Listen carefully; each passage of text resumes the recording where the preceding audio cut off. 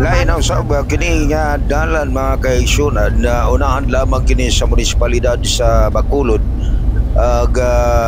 Hapit na kita matungod sa kawit.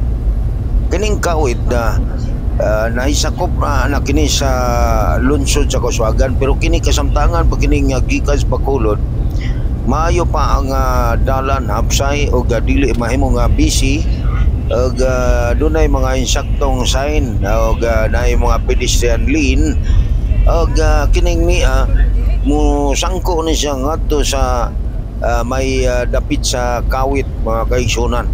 So halapad ang uban padayon pa og trabaho og gani do na pay mga karatula nga gipamutang sa DPWH sa aron dili una magian kaya kasamtangang pag-upa ang simento o kining ni ang pagkurbada nini mao na kini ang unahan ani mao na ang kawit. Ang kawit mga kaigsunan sakop na kini sa lungsod sa Casuagan, gikan sa Bacolod lalawigan sa Lanao del Norte o paingon sa kawit to Casuagan. So gikan diri mo saka pa tao moagi pa og tulay bago moabot ngadto sa Casuagan, baliduha ka tulay. So ako ni siyang gikuha og footage kay hapsay og maayo ang pagkakata.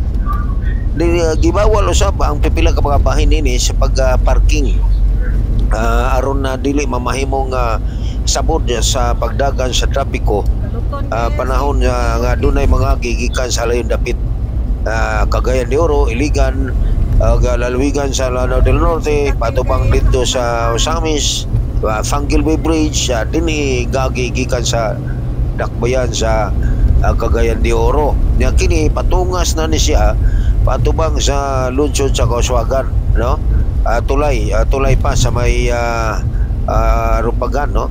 Kuning kini nga dalan wala pa kini kaayo maayo. Daghan pag lubak-lubak nini. Kasamtangang gipreparahan pa kini sa buhatan sa DPWH. So makita nato ang kaayos dalan.